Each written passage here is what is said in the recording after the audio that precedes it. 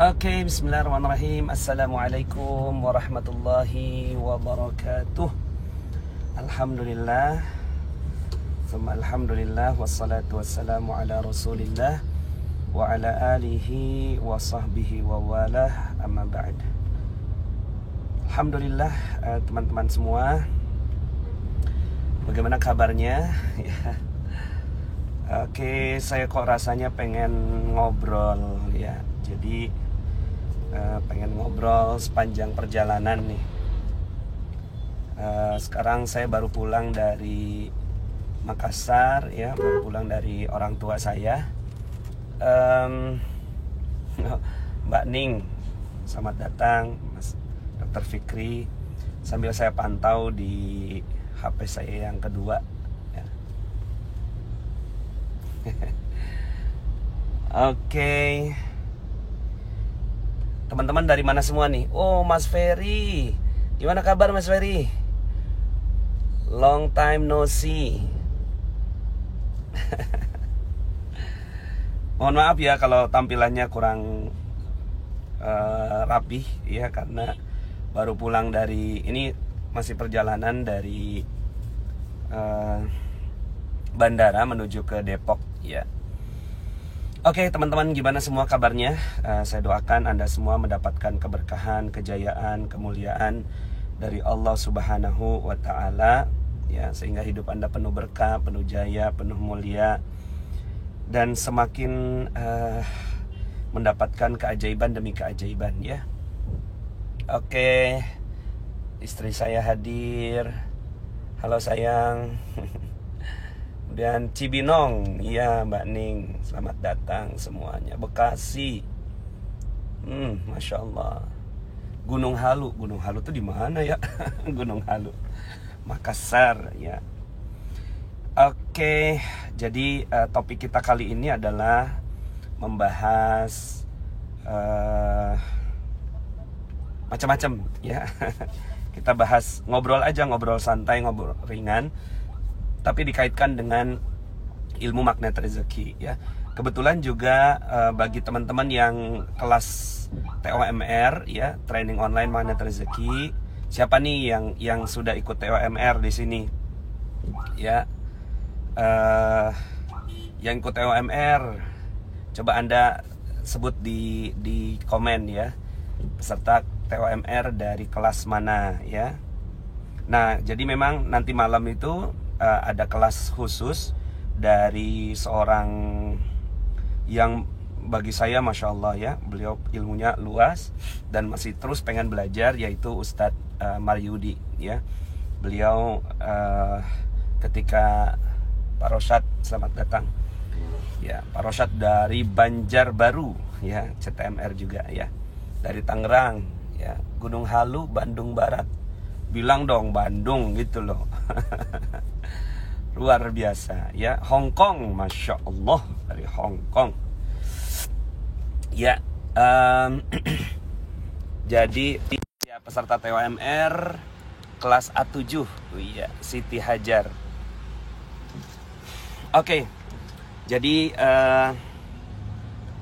nanti malam ya, bagi teman-teman yang dari TOMR itu insya Allah akan ada Ustadz Maryudi. Beliau sangat luar biasa, sangat bagus sekali, dan nantinya akan menyampaikan ilmu tentang bagaimana garpu tala itu bisa menghealing ya, bisa Pak Davin, ini Pak Davin beneran? Kok namanya Tri? Ya, selamat datang Pak Davin. Siska asal Medan dari TOMR A3 Hafsah ya. Siti Hajar, wow banyak Siti Hajar nih. Siti Hajar banyak. Bu Anita Burhan ikut lagi, ikut terus, Masya Allah. Bu Anita luar biasa. Bu Anita nih macam-macam beliau ikut ya. Ya, kenalin nih Bu Anita Burhan. Ikut super camp, ikut TOMR gitu ya, luar biasa. Pecinta magnet rezeki sejati. Dari Bandung, Curup, Bengkulu, Garut ya, selamat datang semuanya. Gimana suasana teman-teman di sana? Cuacanya bagaimana? Kalau di sini cuacanya agak mendung nih. Ya agak mendung ya.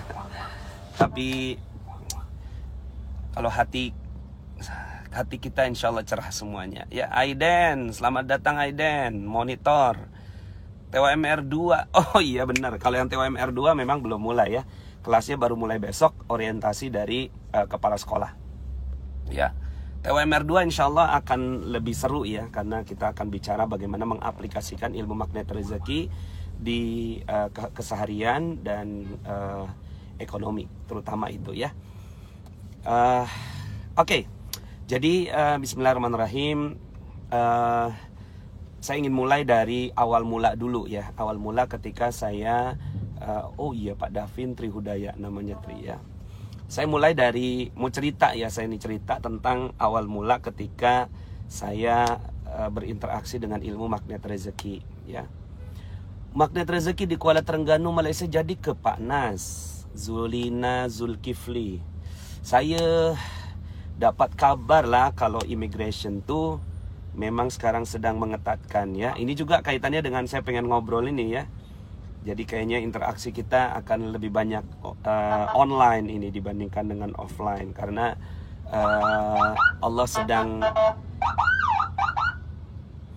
sedang beri kesempatan kepada kita untuk berinteraksi secara live. Telat daftar TWMR 2, bakal ada lagi nggak? Ya insya Allah, kalau sepanjang Allah masih izinkan, sepanjang masih ada rezeki ya. Oke, jadi awal mulanya ya, ketika saya pertama kali mengenal ilmu magnet rezeki adalah dari pengalaman bisnis saya yang naik turun ya, lebih banyak turunnya. Tapi pernah juga dalam kondisi yang naiknya luar biasa. Dan itu bagi saya adalah keajaiban yang Allah berikan dan titip bagi saya gitu. Nah pada saat itu saya minus sekian miliar ya. Ya angkanya lebih kurangnya 21 miliar gitu. Kemudian kalau di Malaysia itu lebih kurangnya 7 juta ringgit. Ya umur masih muda, tapi kemudian dikejar-kejar debt collector gitu ya. Kemudian saya kasus pengadilan, yang kemudian dilaporkan polisi, banyak sekali yang hinggap dalam kehidupan saya. Nah pada saat itu, ya itu saya menyalahkan keadaan, saya menyalahkan anak, menyalahkan istri, menyalahkan mertua, menyalahkan orang tua, gitu ya, menyalahkan kondisi ekonomi, ya, menyalahkan pemerintah, begitu ya, menyalahkan Amerika, begitu. Jadi semua itu dalam kondisi yang saya salahkan semua begitu ya. Kemudian akhirnya di saat itulah nanti jumpa di Johor Bahru 21 Mac ya. Aduh Masya Allah, itu udah siap-siap semua orang ya di Johor Bahru ya. Hotel apa namanya tuh hotelnya, bagus nama hotelnya itu ya. Tapi karena dia dekat sekali, dekat sangat dengan Singapura ya. Kemudian juga ada warning ya, ada travel warning dari mana-mana lah ya. Oke, nah so teman-teman semuanya, pada saat itu saya bertemu dengan seorang kiai ya, seorang guru spiritual bagi saya gitu ya. Walaupun sampai sekarang beliau nggak mau dianggap sebagai guru ya. Cuma saya aja yang ngaku-ngaku sebagai muridnya.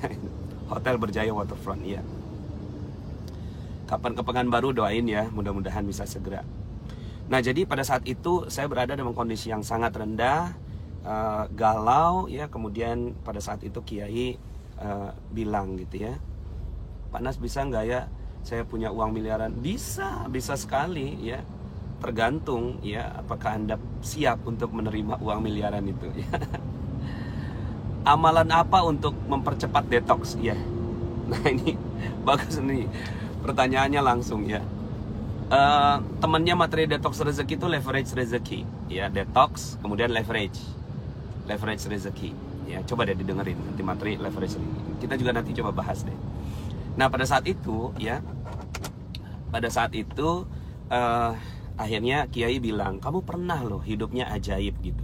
Kamu pernah hidupnya ajaib. Saya Kiai, iya kamu pernah hidupnya kamu ajaib. Kamu nggak beli, nggak nyicil, kemudian nggak kerja gitu ya. Tapi kemudian kamu dapatin sesuatu. Kemudian saya coba pikir-pikir gitu kan. Saya nggak pernah Kiai seperti itu gitu. Pernah, coba deh gitu ya. Saya aja ingat, masa kamu nggak ingat gitu ya. Itu tuh saya agak amazed gitu ya, agak amazed. Wah, Inaya, gimana kabar Inaya? Ya, sehat ya. Pak Sams, oh Pak Sam, gimana kabar? Ya, Dina Indriani. Nah, jadi pada saat itu, pada saat itu Kiai bilang gitu ya, kamu pernah kok dulu hidupnya ajaib. Pernah Kiai, pernah gitu. Coba kamu pikirkan ulang gitu ya. Akhirnya pada saat itu saya belum dapet tuh kisahnya gitu. Sampai kemudian akhirnya saya mau cerita tentang ujian saya. Bisa KWA-nya Ustadz? Ya, kalau cerita mah sama Allah, jangan sama saya ya. Cerita sama Allah. Nah, jadi pada saat itu Kiai bilang, kamu pernah hidupnya ajaib. Kamu nggak beli, kamu nggak nyewa, nggak ngeredit, nggak kerja, tapi kamu dapetin satu barang gitu kan. Dapetin sesuatu lah pada saat itu. Kiai bilang gitu. Oh ya gitu ya. Iya, coba kamu ingat-ingat. Akhirnya saya pulang gitu kan. Pas pulang tuh baru keingetan satu kisah, yaitu tentang pada saat itu istri saya dapat S2 di Malaysia, di Johor Bahru. Kemudian saya ikut gitu ya, dengan harapan bisa dapat visa, bisa dapat pekerjaan. Ternyata alhamdulillah dua-duanya nggak dapat.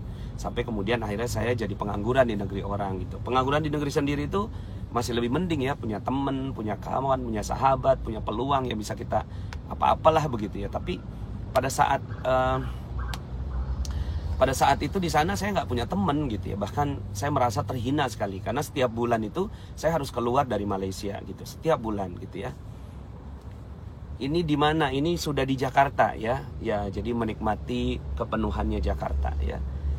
Jadi entah kenapa kok energinya pengen ngobrol gitu. Wah, Bang Azmin, gimana kabar Bang Azmin? Masya Allah. Pak Nas, apa kabar tuh? Baik, alhamdulillah. Nah, jadi masa tuh ya saya merasa terhina sekali ya, saya sangat rendah sekali. Setiap bulan saya harus keluar, kadang ke Batam, masuk lagi ya, keluar lagi gitu kan. Nanti dijumpa di Terengganu. Ya aduh, sebenarnya nak sangat ke Terengganu tuh ya. Sampai jumpa di Johor Bahru. Ya. Nah, teman-teman semuanya ya, jadi pada saat itu saya setiap masuk immigration lagi, kemudian saya masuk kantor imigrasi, kemudian ditanya-tanya lah gitu, ditanya ada dengan keadaan yang sangat direndahkan gitu kan ya. Setahun tak boleh umroh. Benar kata Pak Nas. Benar Pak Nas. Iya betul. 1 tahun tak boleh umroh. Bahkan ada kemungkinan haji pun di postpone. Ada kemungkinan. Sekali-kali ke Pemalang ya. Nah, jadi teman-teman semuanya, nah pada saat itu istri saya hamil ya. Oh ya, waktu itu sempat ke Singapura, kemudian pada saat ke Singapura ditolak gitu ya. Saya harus balik lagi ke Johor Bahru gitu sambil dikawal gitu. Jadi udah pokoknya jadi negara 1 tahun tak boleh umroh. Iya betul ya. Keren kan? Tapi nanti masih melihat perkembangan ya. Masih melihat perkembangan. Ada kabarnya ya 1 tahun nggak bisa umroh, bahkan nggak bisa haji. Tapi kan ya ada sesuatu yang Allah sedang didik buat kita semua. Bunda Nawab, gimana kabar? Gimana kabar? Mbak Yani, gimana kabar? Madiun, Masya Allah. Nah, jadi pada saat itu ya istri saya hamil, dia minta sayur, kemudian saya belikan gitu ya. Kemudian dia besoknya minta lagi, Bang belikan sayur gitu kan. Saya belikan, Bang belikan sayur, saya belikan. Sampai satu hari gitu, saya tuh berpikir di kepala saya, enak banget kalau punya kulkas gitu, kalau punya peti sejuk. Di sana tuh namanya peti sejuk atau peti ice gitu kan. Apa kabar bro Ustadz? Salam dari Rempoa. Yang ini paling seneng nih mengut kulkas, betul. Jadi pada saat itu, jadi memang itu awal dasarnya gitu ya, ilmu magnet rezeki itu.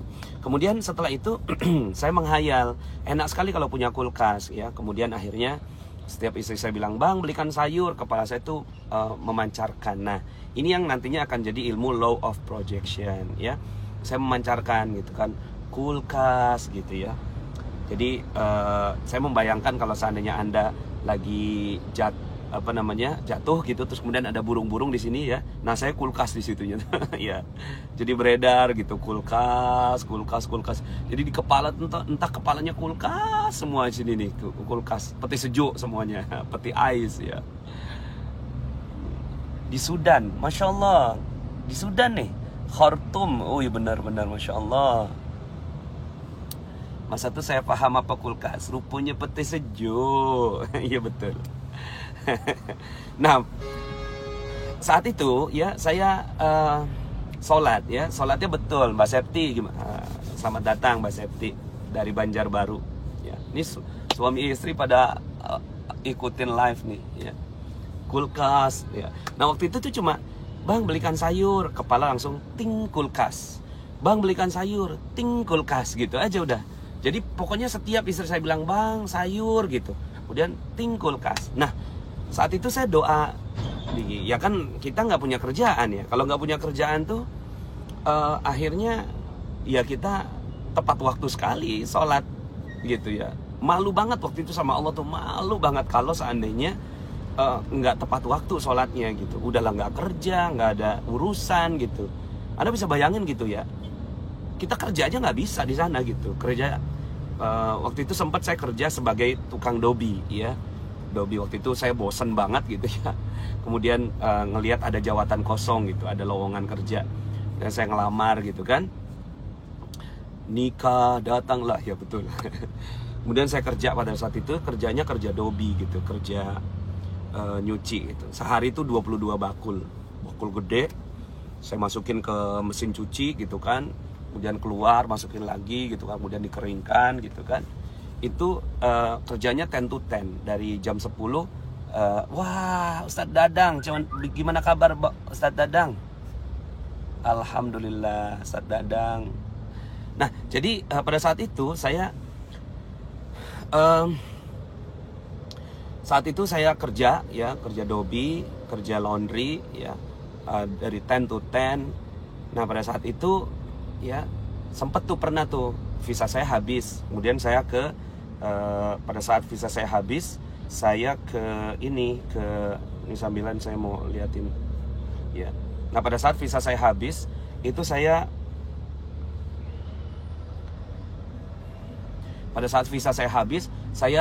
keluar gitu ya. Saya minta berhenti dulu sebentar gitu kan. Tim elit ya Allah, tim elit, amin. Kemudian akhirnya pada saat itu saya ke Batam, pas balik gitu ya, itu teman-teman saya yang orang Indonesia gitu di Taman University namanya, itu kok nggak ada gitu. Ternyata memang pada saat saya pergi ke Batam itu dirazia gitu kan, dan itu di penjara semuanya gitu. Itu langsung saya nggak enak makan gitu ya. Akhirnya udahlah gitu ya, udah nggak usah jadi kerja dobi lagi gitu ya, udah di rumah aja. Bisa dibayangin nggak ngapa-ngapain, beneran nggak ngapa-ngapain. Nah waktu itu malu banget sama Allah kalau seandainya kita nggak ngapa-ngapain aja, terus kemudian sholat aja masih nggak tepat waktu gitu. Akhirnya setiap itu saya tepat waktu. Makanya itu yang jadi materi tentang goa keajaiban gitu ya, tentang goa keajaiban. Ya udah, kalau seandainya kita nggak bisa melakukan apapun gitu ya, emang kita nggak bisa melakukan apapun, masuklah goa gitu. Nah ini peristiwa virus corona ini sebenarnya mengajak kita semua masuk ke dalam goa, ya, untuk menunggu kedatangan Imam Mahdi gitu ya. Apa Pak Nas buat apalagi selain sholat awal? Ya sholat awal, baca Quran begitu ya. Pokoknya saya ya udahlah khatamin Quran aja, kemudian khatamin Quran, baca Quran ya, kemudian ya udah belajar baca ya, buku itu udah gitu kan, Al-Fatihah, expander, amin. Nah pada saat itu gitu ya, saya tuh pada saat di goa keajaiban itu doa gitu kan, ya Allah, doanya bener, Robbana atina fid dunya hasanah, tapi di sini di kepalanya kulkas gitu. Terus pas keluar itu ada kulkas gitu, ada kulkas dibuang gitu. Terus kemudian akhirnya saya coba datengin, kemudian buka pintunya, loh kok masih ada bunga esnya, berarti baru dibuang gitu kan. Karena pada saat saya masuk ke masjid itu belum ada itu kulkas. Kemudian akhirnya saya coba beranikan diri. Ya pada saat itu belum berani ya, karena saya takut ditangkap juga gitu kalau seandainya ngambil kulkasnya orang. Cuma orang Malaysia itu kan baik hati ya. Kalau mereka punya perabot letak yang pengen diganti gitu, letakkan perabot yang lama di depan. Silahkan diambil sama siapa aja. Nah pada saat itu saya belum pernah memulung sebesar itu. Yang kecil-kecil udah gitu kan, sendal, sepatu gitu kan, mainan anak gitu ya. Itu pada saat itu tuh saya udah lihai gitu. Cuma kan kalau besar begini kan saya kalau besar begini ya belum berani. Akhirnya saya telepon teman saya, Pak Dodi, ini ada kulkas dibuang, boleh nggak kita ambil gitu? Itu di luar gitu kan, di luar rumah. Iya di luar rumah gitu kan. Udah dibuang beneran gitu? Udah gitu kan. Cobalah tariklah. Dia bawa motornya, kemudian dia dia punya alat ikat-ikat gitu. Kemudian betul Indonesia baik hati orang-orang. Kemudian diikat-ikat, saya dorong dari belakang gitu. Nah pada saat saya dorong dari belakang nyampe rumah, sebenarnya nggak langsung nyala ya. Itu cuma itu 3 hari itu berada di rumah gitu. Kemudian saya colokin, pas nyolokin pertama tuh nggak nyala gitu. Tapi ya udah Bismillah, mudah-mudahan gitu kan. Alhamdulillah sudah juz 27. Maksud mohon doanya juz 27 hari. Maksudnya apa tuh? Sudah juz 27 hari. Amin. Ya.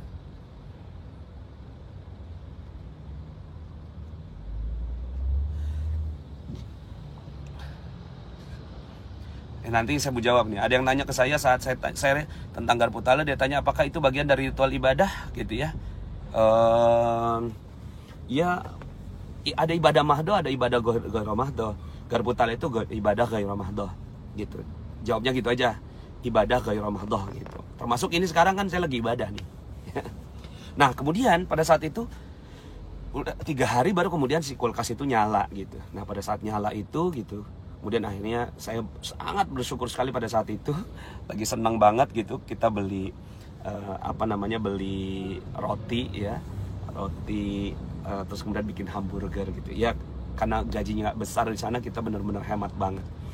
Nah kemudian akhirnya teman-teman semua, oh ini kali gitu ya. Itu kan di rumah saya mikir gitu kan, ini kali gitu ya, ini kali yang dimaksud kiai gitu, tentang kamu tuh pernah nggak beli, nggak kerja, nggak ngedit, nggak nyicil gitu kan, tapi kamu dapat barang. Saya balik lah gitu kan, saya balik lagi, gimana link untuk training online saat ini pendaftarannya sudah ditutup ya. Sekarang sedang berjalan, udah materi yang ke-5 ya. Ini malam ini materi yang ke-5. Kemudian akhirnya saya balik lagi ke kiai. Saya ngomong lah sama kiai, kulkas gitu kan. Kata kiai, itu dia ya. Nah pada saat itu gitu ya, kiai itu bilang begini, lakukan apa-apa yang kamu lakukan pada saat gitu ya, pada saat kamu dapetin keajaiban itu gitu. Apa yang kamu lakukan pada saat itu? Oh ya iya bener, sholat tepat waktu, kemudian banyakin zikir, kemudian saya pada saat itu bantu orang gitu kan. Nah pada saat itu saya ingat sekali tuh, pada saat itu ada seorang yang dia tuh nggak bisa melahirkan di Singapura gitu, nggak bisa melahirkan di Singapura karena biaya tinggi gitu ya. Kemudian juga ada prosedur orang Indonesia ya. Kemudian akhirnya dia pergi ke Johor Bahru gitu, karena rumah kita yang ada kamar kosongnya. Kemudian akhirnya itu dia datang ke ke rumah saya, nginep beberapa hari gitu. Nah beberapa hari itu kita yang bantuin lah gitu kan. Nah akhirnya lahiran di rumah gitu, kita pakai bidan, walaupun itu melanggar hukum pada saat itu, kita nggak ngerti ya pokoknya. Tapi saya ngelihat bahwa oh iya saya berbuat baik sama orang, kemudian saya. Nah sehingga akhirnya itulah yang menjadi formulasi ilmu magnet rezeki. Jadi kita tuh bukan kayak buta gitu loh, datanglah gitu, nggak juga sih sebenarnya gitu ya. Cuma itu kan bagian dari apa yang memang terpancar gitu. Jadi kalau pancaran kita gitu ya diizinkan oleh Allah, maka jadi gitu. Jadi kuncinya di situ. Jadi ketika kitanya terpancar. Nah sekarang pertanyaannya adalah, yang terpancar itu apa saja? Semua hal itu terpancar dalam diri kita, termasuk dendam kita juga terpancar, kemarahan kita juga terpancar, kekecewaan kita juga terpancar gitu. Itu terpancar semua. Jadi kalau misalnya teman-teman yang tadi ada yang mobil datanglah, 5 miliar datanglah gitu kan. Termasuk kayak kejadian virus corona ini. Kalau virus corona kita menghadapinya dengan, aduh nanti saya sakit nih, takut gitu, khawatir, cemas gitu. Switching ya, makanya teman-teman semuanya kalau sekarang ini yang harus di switch adalah dengan kondisi corona ini, supaya yang terpancar tuh bukan sesuatu yang nggak bagus.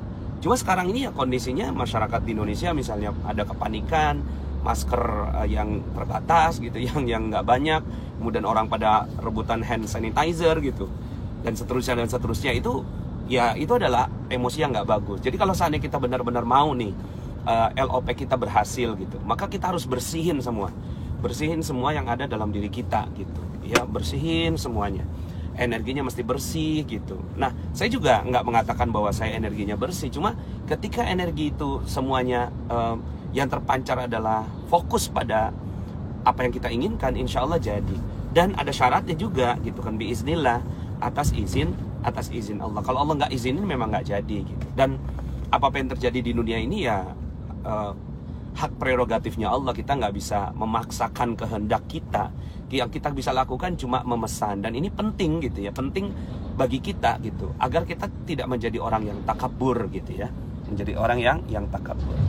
Nah, so itulah awal mula dari ilmu magnet rezeki. Jadi ketika Kiai bilang kayak gitu, dan itu ada lahir keyakinan gitu ya, lahir keyakinan yang gede gitu, yang besar gitu, ketika Kiai bilang gitu ya, tuh kan, betul kan kamu pernah hidupnya ajaib gitu. Oh iya ya Kiai ya, iya kamu pernah hidupnya ajaib gitu kan, kamu nggak beli, nggak nyicil, nggak ini gitu kan, tapi kamu bisa dapetin sesuatu gitu ya. Maka kalau seandainya kamu melakukannya gitu, diulangi lagi, maka nanti amanah-amanah kamu itu akan selesai gitu kan. Nah saya juga termasuk mengganti hutang dengan amanah. Kata-kata itu juga terpancar semuanya. Sampai kemudian saya menemukan banyak sekali dalil dalam perjalanan saya menikmati perjalanan ilmu magnet rezeki. Misalnya dalam Al-Quran surat 51 ayat 23. Coba catat ya, 51 ayat 23 di komen. 51 ayat 23. Fa warabbis sama'i wal ard innahu lahaq mislama annakum tantikun. Ya. Fa warabbis sama'i wal ard. Maka demi Tuhan, ya. Jadi Allah tuh bersumpah demi Tuhan, ya. Panas magnet rezeki itu fokus pada goal atau di ikhtiarnya? Agak bingung. Sekarang pertanyaannya, ikhtiar tuh apa gitu kan? Banyak orang yang mengagung-agungkan ikhtiar gitu. Nah, magnet rezeki itu apa ya? Magnet rezeki itu ya ibarat mobil aja udah gitu. Mobil itu kalau digas, remnya masih ada, ya kan, dia nggak jalan. Remnya itulah dosa-dosa kita gitu, ya. Jadi fawarabbis sama'i wal ard innahu lahaq mitslama annakum tantikun. Maka demi Tuhan yang punya langit dan bumi gitu ya, maka sungguh betul-betul innahu lahaq. Ini kalau yang belajar bahasa Arab, saya diingetin sama mertua saya gitu ya, sama bapak mertua saya. Itu ada lam taukid, ada kata-kata innahu kan, innahu gitu kan, lahaq ya. Jadi betul-betul sungguh akan terjadi seperti apa yang ada dalam pikiran kamu, seperti apa yang kamu ucapkan. Nah jadi dalilnya betul sekali gitu, apa yang akan terjadi ketika kita memancarkan sesuatu. Nah so hati-hatilah dengan apa yang Anda ucapkan dan pikirkan ya. Sebenarnya sederhana gitu ilmunya. Ketika kita memancarkan sesuatu itu jadi semuanya. Ini sambil saya terima semua permintaan ya. Ya, mestinya sih ada adminnya ya. Tapi saya belum masukin admin, baru saya sendiri. Ya. Nah jadi ya semuanya terpancar. Nah sekarang pertanyaannya, apa yang Anda pancarkan? Bukan 21 ayat 23, tapi 51 2, 3 ya. Nah jadi pertanyaannya adalah apa yang Anda pancarkan itu betul dan itu akan terjadi ya. Nah ketika Anda seperti virus corona sekarang ini, apa yang terpancar dari diri Anda? Kalau saya, yang saya pancarkan adalah Imam Mahdi gitu. Ya entah kenapa, pokoknya sekarang ini, karena kan kita pasti terpancar gitu ya. pasti memancarkan sesuatu atas segala keadaan, ya. Kayak sekarang di jalanan saya, ya. Nih saya mau liatin ya. Nah tuh ya. Nah inilah yang terjadi di depan jalanan saya. Ini kan pasti terpancar sesuatu. Apa yang saya pancarkan? Ya, apa yang saya pancarkan? Yang saya pancarkan adalah yang saya pancarkan ya kebaikan gitu. Banyak kan orang memancarkannya apa? Aduh macet banget nih gitu kan. Aduh udah capek banget lagi gitu kan, dan seterusnya. Pulang dari jauh lagi dan seterusnya. Jadi yang terpancar adalah keluhan. Nah, apa yang harus dilakukan setiap keadaan? Makanya kalau di kita akhirnya ya, apapun realitanya bagus aja responnya. Wow keren, ya. Jadi wow keren, ya. Orang Malaysia nih baru tahu loh kata-kata wow keren gitu kan. Keren itu ya terbaik gitu ya. Nah jadi itu yang disebut sebagai shifting focus. Macam mana nak kawal apa yang terlintas? Terkadang otomatis. Nah jadi ini bagus pertanyaannya. Terus bagaimana caranya supaya yang terpancar yang baik-baik saja? Pertama, Anda harus pahami dulu ada konsekuensi dari apa yang Anda pancarkan. Itu dulu, ya. Anda pancarkan apa jadi? Anda pancarkan apa jadi? Itu yang harus Anda pahami, ya. Maka akhirnya jadi ini ilmu konsekuensi sebenarnya. Anda bebas melakukan apapun. Manusia itu adalah makhluk terbaik gitu ya. Ciptaan Allah yang dia bisa. Oh iya, Bang Ilo katanya untung supirnya sambil nyetir sambil dapat ilmu. Gimana Bang Ilo? Ya, lama nyetirin saya Bang. Nah ini, ya dapat. Nah ini Bang Ilo nih yang nyetir. Ya, dapat ilmu apa Bang? Mana rezeki. Kadang-kadang saya sama Bang Ilo juga pernah tuh misalnya. Tahu-tahu Bang Ilo nyasar gitu kan, harusnya ke sini ke kiri atau ke kanan, harusnya cepet jadinya nggak cepet gitu ya. Ya Bang Ilo bisa tahan sama saya ya. Dari tahun berapa Bang? 2005 ya? Iya. 2005. Ya sekarang 2020, 15 tahun, Masya Allah. Beneran Bang? 2010 2006? Belum ya, 2006 belum ya. 2010 ya, oke 10 tahun.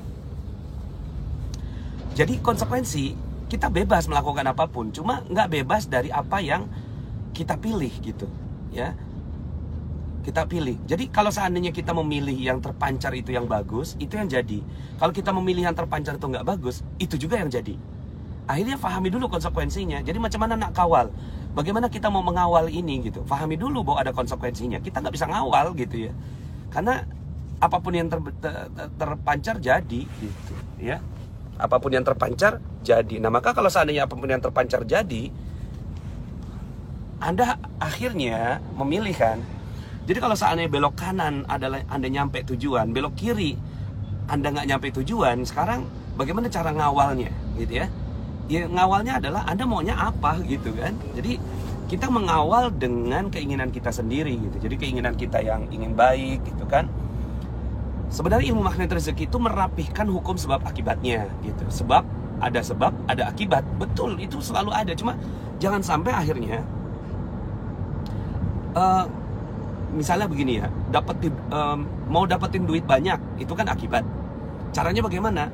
Caranya memperbaiki sebabnya. Sebabnya apa? Kerja yang keras gitu. Ini nggak ada hubungan, persoalannya begitu. Kita mau dapetin duit banyak, itu nggak ada hubungannya dengan sebab kita kerja keras, nggak ada. Ya, kenapa nggak ada hubungan antara kerja keras dengan uang banyak? Karena tidak ada ayatnya yang mengatakan begitu. Nah, yang mengatakan begitu hukum sebab akibat. Sebab akibatnya kita kembalikan kepada nilai-nilai agama. Ya, sebab akibatnya apa? Kalau kamu minta ampun kepada Allah, maka uangnya akan diperbanyak. Berarti kan itu hukum sebab dan akibat. Nah maka yang pertama pahami konsekuensinya. Yang kedua pahami hukum sebab akibat. Sebab akibat yang disesuaikan dengan agama gitu ya. Orang meninggal dunia karena virus corona, nggak ada hubungannya. Nggak ada hubungannya antara orang meninggal dunia dengan virus corona. Apa hubungannya? Nggak ada. Orang meninggal dunia itu karena dicabut nyawanya oleh Allah Subhanahu wa taala. Oh ya, sudah maghrib ya, bagi yang di daerah-daerah yang sudah maghrib, selamat menunaikan ibadah maghrib ya. Dan bagi yang berpuasa, selamat berbuka puasa. Jadi nggak ada hubungannya antara virus corona sama kematian. Terus kenapa galau dengan, ya kalau Anda galau dengan kematian, kenapa ya jadinya kan nggak ada hubungannya gitu loh ya. Anda mobil nggak jalan, itu ada hukum sebab akibat. Karena remnya diinjak gitu. Anda udah pencet gas gitu, tapi remnya diinjak juga gitu kan. Nah, sebabnya itu. Tapi kemudian langkah yang Anda lakukan adalah ngebuka kap mesin, kemudian ngebongkar akinya gitu ya. Terus kemudian berbagai macam hal yang Anda lakukan untuk merapikan mobil itu. Padahal nggak ada hubungannya. Mobil itu nggak jalan karena rem tangannya nggak dilepas. Ya lepas dong gitu ya. Seperti itu. Nah, Papua udah isya ya, Masya Allah. Jadi ya, pahami hukum sebab akibat yang ada di dalam agama. Sebab akibat yang kita pelajari di sekolah itu ternyata banyak sekali yang tidak sesuai. Sehingga akhirnya apa yang terjadi? Yang terjadi adalah kita galau tanpa sebab gitu loh ya. Kita galau karena kalau kena virus corona bakal mati, karena yang mati banyak. Ya, mati banyak karena apa? Karena corona. Terus kemudian akhirnya kita di Indonesia udah mulai ada 1-2 orang yang corona gitu ya. Terus kemudian kita jadi galau. Kan jadi nggak nyambung semua gitu loh. Kenapa selama ini Anda nggak pernah galau? Padahal malaikat maut tuh ada mengintai kita gitu setiap detiknya ya. Harusnya kan kalau takut sama kematian gitu ya, Anda tuh betul-betul hidupnya tuh sangat menjaga gitu, sangat menjaga diri gitu loh. Sangat menjaga diri kalau benar-benar takut sama mati. Sebenarnya kita bukan takut sama mati gitu. Kita bukan takut sama mati, tapi takutnya sama apa? Nggak tahu deh ya, takutnya sama apa gitu ya. So, teman-teman semuanya ya, jadi 1, pahami konsekuensi. 2, ya, pelajari sebab akibat agama, bukan sebab akibat yang kita pelajari di sekolah. Karena nggak ada hubungannya. Orang kerja keras dapat duit banyak, nggak ada hubungan. Ya, tapi kalau minta ampun kepada Allah, nanti Allah akan kasih uang banyak. Itu ada ayatnya dalam Al-Quran gitu. Jadi kalau pokoknya yang ada ayatnya dalam Al-Quran, hukum sebab akibat yang ada dalam Al-Quran, pelajari itu gitu. Kemudian yang ketiga ya, jadi ini kan tadi ada pertanyaan yang bagaimana cara mengawalnya supaya pikiran kita positif semua gitu kan. Yang ketiga itu memang harus latihan, nggak bisa enggak. Karena selama ini kepala kita itu selalu diisi dengan yang nggak bagus. Coba aja gitu kan, Anda berapa tahun gitu ya, berapa tahun masukin nilai-nilai nggak bagus dalam pikiran. Berapa tahun kita berdoa yang nggak bagus, berkata-kata yang nggak bagus. Akhirnya kita nggak punya pilihan lain kecuali kita latihan gitu ya, latihan. Nah makanya dalam ilmu magnet rezeki latihannya adalah disiplin kata. Kenapa disiplin kata? Ya, karena disiplin kata ini adalah latihan paling mudah ya. Latihan paling mudah yang bisa dipelajari oleh semua orang, sehingga akhirnya semua orang kita akan bisa membentuk lingkungan yang baik dalam hal proses pelatihan kita gitu ya. Jadi kalau dalam ilmu pendidikan cari yang paling mudah untuk berlatih gitu. Itu kalau dalam ilmu pendidikan. Nah maka kenapa akhirnya masuk ilmu disiplin kata? Ilmu disiplin kata itu benar-benar Anda harus disiplin sekali, sangat disiplin. Kenapa? Itulah bentuk latihan kita merapihkan semua ya. Jadi kalau bagaimana Pak Nas mengawal pikiran untuk selalu positif? Ya saya mulainya dari kata. Kata akan melahirkan pikiran yang bagus. Pikiran yang bagus akan membantu perasaan kita menjadi perasaan yang bagus. Kemudian nanti kita pelajari spiritualnya seperti apa gitu ya. Seperti itu. Nah, jadi latihan gitu ya. Nggak bisa enggak, harus latihan. Harus latihan. Yang berikutnya, yang keempat gitu ya. Anda harus berada di lingkungan yang tepat. Karena latihan itu nggak gampang, ya. Latihan itu nggak gampang. Berapa tahun kita harus pikir yang bagus? Berapa tahun kita ya betul. Ya coba bayangkan berapa tahun kita berpikir nggak bagus, berapa tahun kita berkata-kata nggak bagus. Akhirnya itu juga yang melahirkan ilmu yang namanya detox rezeki. Kita pengen banget gitu, goal kita tuh tercapai saat ini, hari ini. Padahal konsekuensi terhadap sebab yang kita lakukan itu udah ketanam jauh banget gitu loh, banyak banget gitu ya. Maka ya udah sabar aja dengan prosesnya. Jadi sabar menjalani proses. So itu ya, jadi Anda harus mengisi ruang ya, ruang lingkungan Anda. Makanya mudah-mudahan dengan Anda mengikuti live ini juga bagian dari upaya itu gitu ya, upaya untuk merapihkan kehidupan kita. Karena kita nggak mungkin bisa sendirian, nggak mungkin bisa ya, sendirian nggak mungkin bisa. Apalagi di tengah-tengah lingkungan yang nggak bagus gitu ya. Itu Anda pasti ikut arus gitu ya, pasti ikut arus ya. Makanya Anda harus betul-betul berada dalam lingkungan milieu yang tepat ya. Nah alhamdulillah sekarang ini kan ada teknologi, yuk kita gunakan sama-sama gitu ya. Jadi lingkungan yang tepat. Kemudian yang terakhir gitu ya, yang terakhir sebenarnya sih masih banyak tapi lebih kurangnya minta sama Allah ya. Karena kita sendiri nggak mungkin bisa, lingkungan juga nggak bisa, tapi minta sama Allah ya, minta sama Allah terhadap upaya yang kita lakukan. Jadi kita minta tolong kepada Allah, ya Allah tolong gitu. Ustadz gatal-gatal karena kulitnya dingin kena AC. Saya kalau lagi mikir gatal. Enggak juga sih, nggak tahu kenapa, mungkin karena belum mandi ya. Karena kan saya baru dari perjalanan. Oke, yang kelima, minta sama Allah. Minta sama Allah agar upaya kita dimudahkan oleh Allah. Makanya kenapa ini lahirlah ilmu Garpu Tala. Karena kita nggak mungkin bisa konsisten dengan pikiran diri kita sendiri. Wong, kita ngejaga jantung kita nggak sanggup gitu. Apalagi ngejaga dunia yang nggak jelas, dunia kuantum kita. Nah, so teman-teman semuanya ya, ya Allah tolong betul ya. Wajib untuk disiplin kata, karena kata ucapan adalah doa. Betul. Selaraskan energi.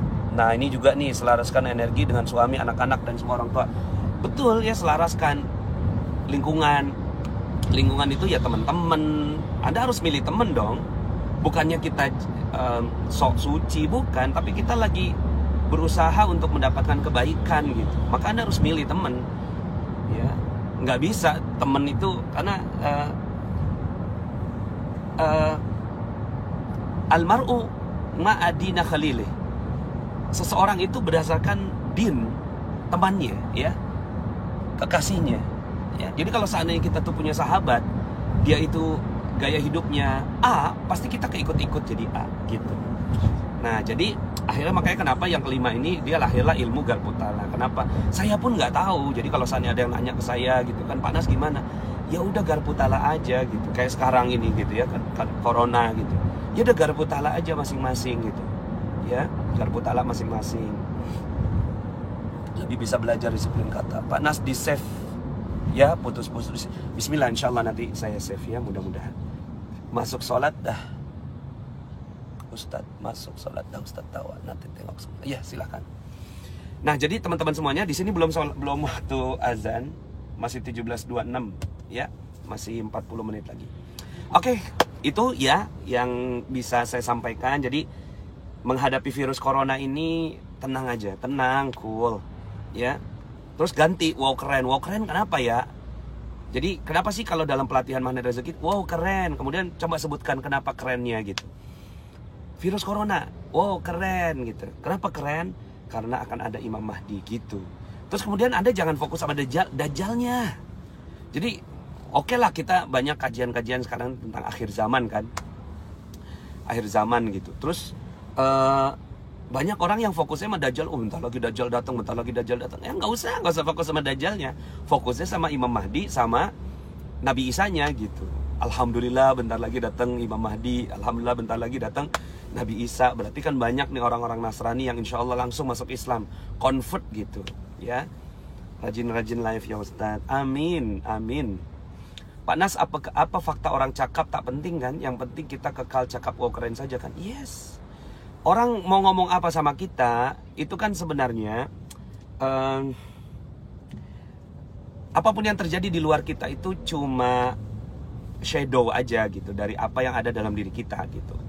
Ketika kitanya bagus, maka orang-orang akan cakap bagus sama kita.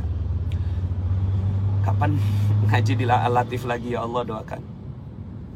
Ketika kitanya dalam dirinya nggak bagus, maka ada orang lain yang cakap nggak bagus sama kita. Jadi ketika cakap nggak bagus sama kita, ini kan feedback aja nih. Terus apa yang harus kita lakukan? Yang harus kita lakukan adalah ya.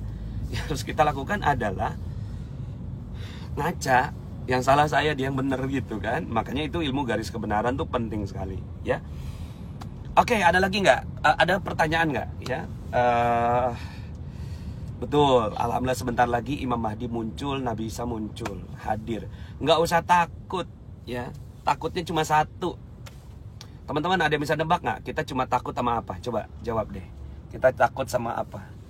Sekarang kan kita takut macam-macam ya. Takut sama debt collector, takut sama corona, takut sama ya, sama Rida izin salat maghrib, selamat maghrib ya. Takut sama pemerintah, takut sama polisi, takut dirazia, takut apa-apa. Coba sekarang saya mau tanya, wah, Anita udah pulang belum nih? Ya, Anita nih adik ipar saya, baru saja melahirkan anak lelaki, masya Allah, alhamdulillah. Namanya masih difikirkan, Zaki Muhammad Akram. Ya, takut kepada siapa? Nah, ini ada yang nebak nih, takut kepada Allah. Ya, nah ada juga yang takut terhadap dosa aja. Takut terhadap Allah, oke. Takut kita terhadap siapa? Ayo, yang paling benar tuh, ya. Kita takutnya terhadap terhadap apa gitu? Takut sama Allah, oke. Takut sama Allah, oke. Ya, banyak nih menjawab takut sama Allah, oke. Ya, takut sama Allah. Bagus nih, ya. Allah Subhanahu wa ta'ala Maha Kuasa. Jadi kita hanya takut kepada Allah. Hanya takut kepada Allah. Oke, ya. Takut kepada Allah. Takut kepada Allah. Oke, baik, ya. Saya rapihkan ya. Sebenarnya bukan takut kepada Allah, ya.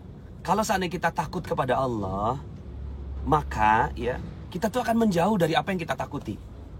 Ya, kita akan menjauh dari apa yang kita takuti. Kita takut sama setan, kita menjauh setan, harusnya gitu loh. Walaupun kita aneh gitu, takut sama setan tapi dekat sama setan. Karena sebenarnya bukan setan yang ditakuti gitu loh.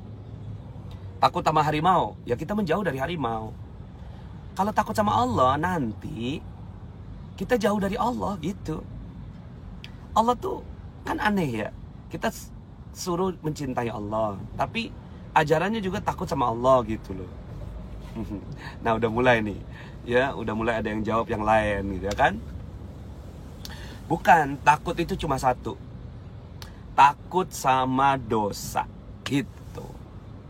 Takut sama dosa terhadap Allah gitu. Betul nih, takut sama dosa terhadap Allah. Bukan takut sama Allahnya, tapi takut sama dosa terhadap Allah. Takut sama dosa terhadap corona gitu. Bukan takut sama corona, tapi takut sama dosa terhadap corona. Kok dosa takut terhadap corona? Iya, corona itu makhluk Allah. Kemudian kita takuti berarti menggantikan gitu kan ketakutan kita kepada dosa sama Allah gitu. Nah maka ya, jadi jangan takut sama corona, tapi takut sama dosa terhadap corona. Dosa sama corona juga apa? Meremehkan corona gitu. Itu juga nggak boleh. Alhamdulillah puang tula ini Naila. Naila, gimana kabarnya Naila? Ya, alhamdulillah. Waalaikumsalam Naila. Ya, yes. Takut sama dosa terhadap Allah, takut sama dosa terhadap orang tua, takut sama dosa terhadap anak, gitu. Takut sama dosa terhadap anak, takut sama dosa terhadap kendaraan, gitu. Takut sama dosa terhadap kendaraan tuh gimana? Takut sama dosa terhadap kendaraan. Ya kendaraan yang dibeli dengan harta yang haram, gitu ya. Kemudian dengan cara yang nggak benar. Itu kan jadi kita takut, gitu. Takut sama ya, bukan takut sama nggak ada masker, gitu. Tapi takut sama gitu ya, kalau memanfaatkan masker gitu ya dijual dengan harga tinggi kan gitu. Pak Nas, saya belajar Garpu Tala tapi kok selalu menemukan ayat yang berbeda-beda. Ya kalau belajar Garpu Tala tuh mesti sabar ya, mesti sabar. Dan panjang nih penjelasannya kalau tentang Garpu Tala. Nantilah kita bahas tentang Garpu Tala dalam kesempatan yang lain. So teman-teman semuanya, mudah-mudahan